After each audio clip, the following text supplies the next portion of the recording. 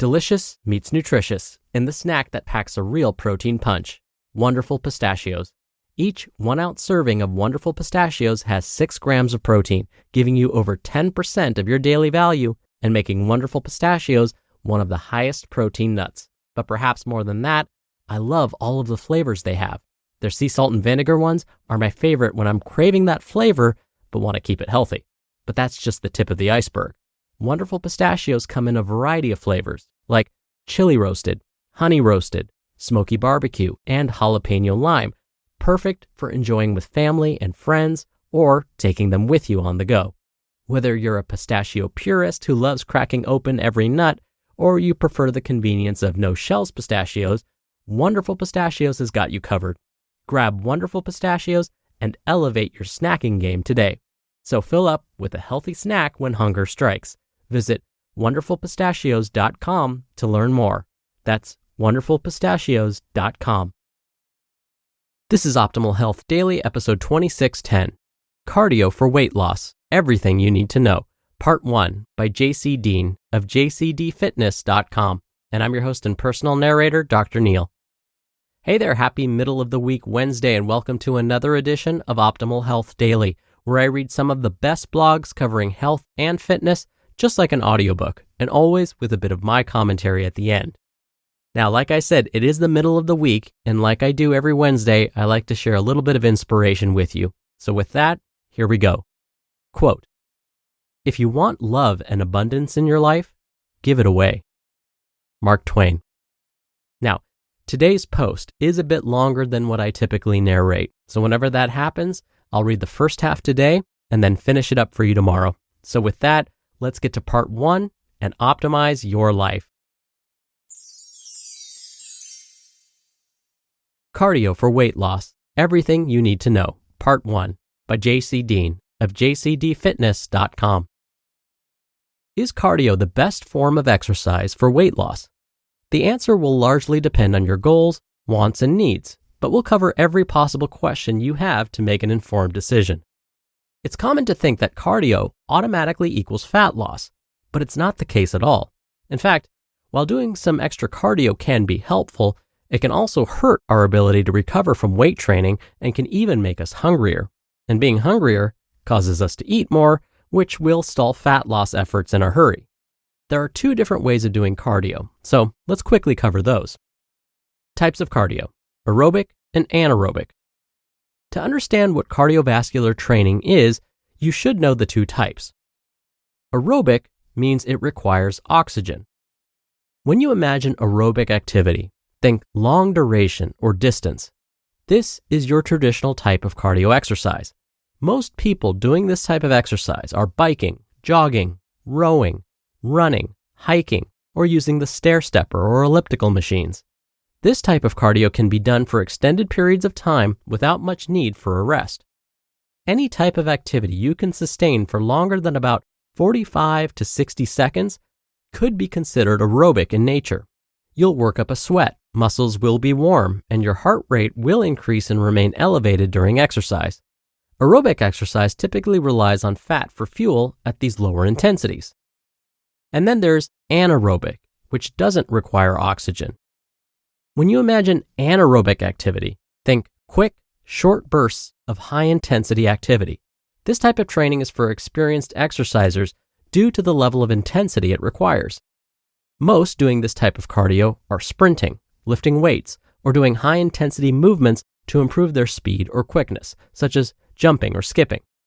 A popular method of anaerobic training is known as high-intensity interval training, or HIIT, where you exercise at your maximum level of ability, such as sprinting full speed up a hill, or doing a superset of squats and push-ups with minimal rest between sets. Anaerobic exercise relies on ATP, which comes from glucose that's made from the carbohydrates stored in your muscle cells called glycogen. What's the best cardio for weight loss? In my opinion, the best cardio for weight loss must be in line with the following guidelines. You're able to recover from it, and it's something you can do safely over the long term. Just like weight training, no cardio plan is going to benefit you if you can't stick to it.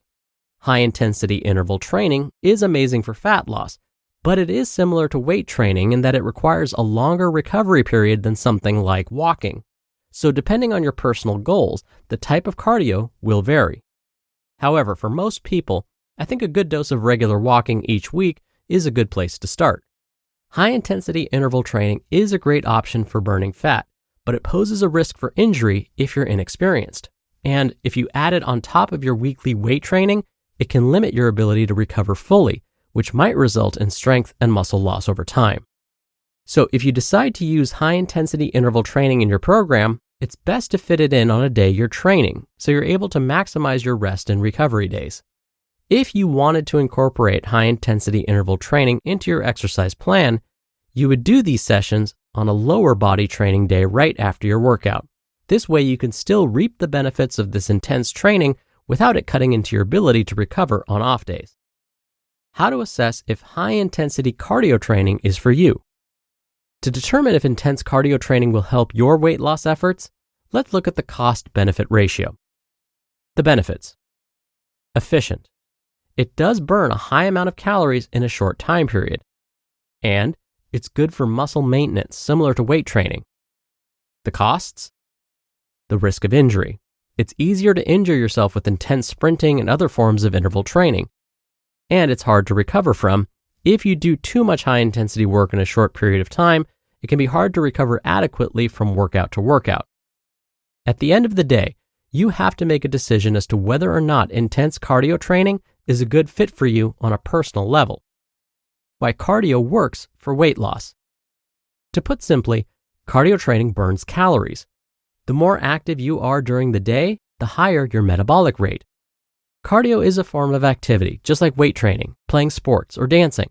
All of these activities will require energy from calories, and as a result, the exercise helps you lose weight. Remember, you must be in a caloric deficit in order to lose weight with cardio or any other activity. If you don't manage your total caloric intake, you will simply maintain your weight despite lots of cardio and exercise. Is cardio essential for fat loss? In one word, no. You don't have to rely on cardio to burn those extra calories, which can lead to fat loss. If you enjoy weight training or some other form of activity more than traditional cardio, you can still manage to lose fat without boring cardio routines. Cardio is only a tool. Some people lose fat only weight training 3 to 6 times per week and managing their diets. Others use a combination of cardio and weight training. Some utilize only cardio as their preferred method of exercise. At the end of the day, for fat loss to happen, all that matters is the following. You create a caloric deficit through your diet and/or combination with exercise. You do some form of resistance training if you want to maintain muscle mass. And you have enough patience to let progress happen naturally over time. To be continued. You just listened to part 1 of the post titled Cardio for Weight Loss, Everything You Need to Know by Deen of JCDfitness.com, and I'll be right back with my commentary. Dr. Neil here for my commentary. So here we're not talking necessarily fat loss. I'm just focusing on you're just trying to get back into things. So remember, JC said walking regularly each week is a good place to start. And again, that's absolutely right. In fact, focusing more on getting that walk in most days of the week, if not all 7 days, may be the most important thing. For example, if you can start by walking for even just 10 to 15 minutes, 5 to 7 days per week, that seems to be even better for building the habit than, say, walking once a week for 45 minutes. So again, if we want to get back into the habit of just simply moving more before we can even think about fat loss, think about incorporating even a little bit of activity every day. That usually gets us into that initial habit, and then eventually fat loss will follow. And I don't want to go into too many details about that right now because we still have to hear part 2 of this article. So for now, that'll do it for today. Thank you so much for listening, and we'll finish up the rest of this post tomorrow. So I'll see you there where your optimal life awaits.